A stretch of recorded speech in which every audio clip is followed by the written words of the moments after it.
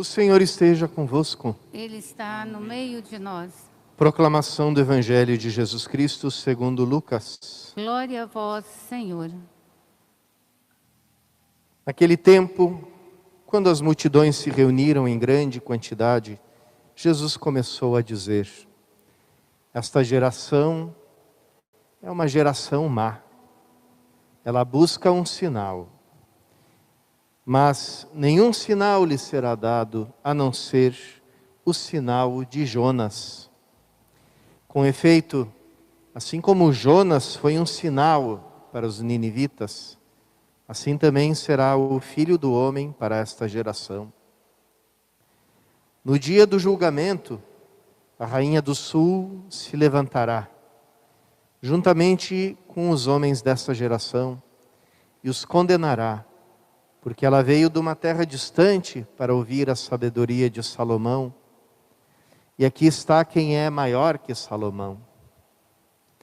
No dia do julgamento, os ninivitas se levantarão juntamente com esta geração e a condenarão, porque eles se converteram quando ouviram a pregação de Jonas.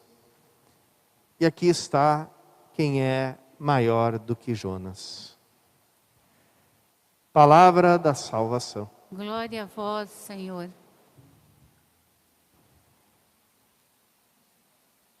Jesus usa o sinal de Jonas, o profeta muito curioso no Antigo Testamento, porque ele é um profeta rebelde, um profeta muito mal-humorado, um profeta que não queria de jeito nenhum cumprir aquilo que Deus tinha dito para ele. E quando cumpriu, fez isso com a maior má vontade possível. Por que ele agiu assim? Porque Deus mandou ele pregar a penitência, a conversão para os pagãos. Nínive não era uma cidade de Israel. O povo que vivia lá não era o povo escolhido, não eram os judeus, era um outro povo, um povo pagão. E no final do livro de Jonas, ele fala com Deus muito mal-humorado, muito desaforado, dizendo, porque quando Deus poupa a cidade, né, não castiga, Jonas diz para ele: viu, é por isso que eu não queria profetizar, porque eu sei que você é misericordioso e que toda aquela destruição que eu passei anunciando para o povo de Nínive, no fim você não realizou ela, porque o povo se converteu e você desistiu de fazer o que você mesmo mandou eu anunciar. E era por isso que eu não queria profetizar, porque você olha, vê que o povo está arrependido e desiste, né, de fazer o mal contra ele. Então, essa é a história de Jonas, que aparece no meio do Antigo Testamento, né, no meio daqueles judeus que se... E Jesus percebe isso, e os primeiros cristãos também. Os primeiros cristãos, né, todos os discípulos de Jesus eram do povo judeu. E quando anunciavam Jesus, não escutavam, né, não tinham uma boa resposta. Aí, muito timidamente, com muitas reservas, começaram a anunciar o Evangelho para os pagãos. Eles viram como os pagãos, né, se convertiam, se transformavam rapidamente, recebiam o batismo, passavam a viver a vida em Cristo com uma alegria, com um entusiasmo que eles não viam naquele povo eleito que tinha sido preparado por tantos anos, né, que era o próprio povo de Jesus Cristo. Então começaram a lembrar dessas palavras de Jesus, né, os últimos serão os primeiros, e os primeiros serão os últimos. Os primeiros aos quais foi anunciada a salvação vão ser os últimos a aceitar. E os últimos, né, os pagãos, os de fora, os estrangeiros, vão ser os primeiros. Né? Por que acontece isso? Isso acontece até nos dias de hoje. Quantas vezes a gente tem pessoas de famílias tradicionais, católicas, né, que recebem todos os sacramentos que os pais, os avós mandam batizar, mandam ir na primeira comunhão, mandam crismar, mandam casar na igreja, né? Estão sempre naquela frieza, naquela distância de Deus, naquela relação quase institucional com Deus, não uma relação pessoal com Ele. E que toda a vida da pessoa, mesmo no ambiente de igreja, mesmo numa família católica, sempre está tão longe de um verdadeiro encontro com Jesus Cristo. Então, são aqueles que Gandhi, né, que era um pagão, né, outro exemplo de um pagão que vê coisas que os cristãos não veem, né? Ele dizia: eu amo Cristo, mas não amo tanto assim os cristãos, porque eles não parecem com Cristo.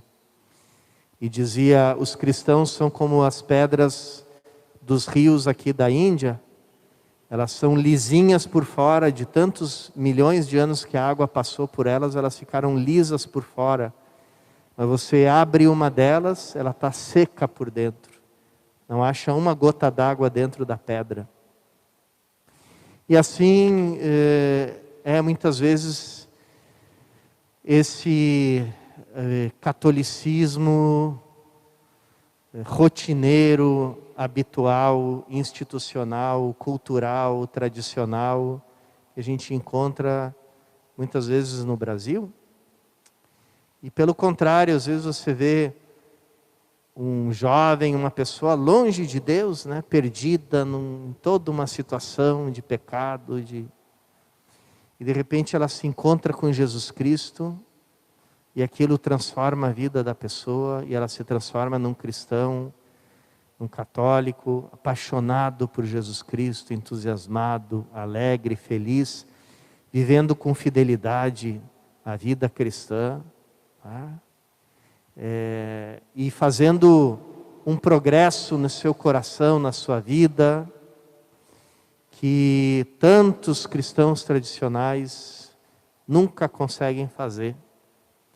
Então, eles vão lá para os primeiros lugares do banquete, eles que estavam nos últimos lugares, Deus diz assim: vem mais para perto, vem aqui mais para perto de mim.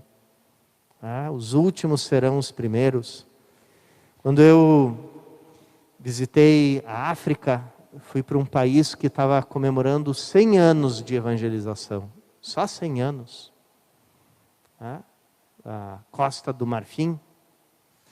E ali encontrei cristãos e católicos tão entusiasmados, tão alegres, tão felizes, tão realizados por terem conhecido a Jesus Cristo, tão felizes porque Jesus Cristo mudou completamente a vida deles, da comunidade deles, que eu disse assim: esse aqui pode ser um lugar muito pobre, nunca tinha visto um lugar tão pobre, mas me dá vontade de viver aqui para sempre. Porque eu vejo nos olhos das pessoas o brilho de quem conheceu Jesus Cristo, de quem ama Jesus Cristo, de quem entregou a sua vida para Jesus Cristo. Então é assim que acontece, né? Aqui a gente pode perguntar: bom, então eu que venho de família católica, então eu estou perdido, né? Como o senhor está dizendo que os primeiros serão os últimos.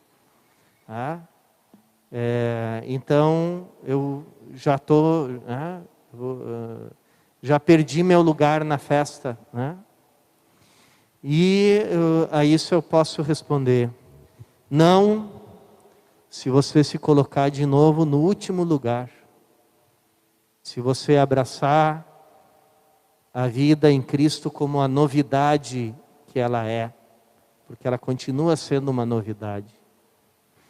E se você se colocar nesse último lugar daquele que diz: até hoje não conheci nada sobre Jesus Cristo, não sei nada, até hoje não dei ainda o primeiro passo em direção a uma vida santa, e hoje vou dar o meu primeiro passo.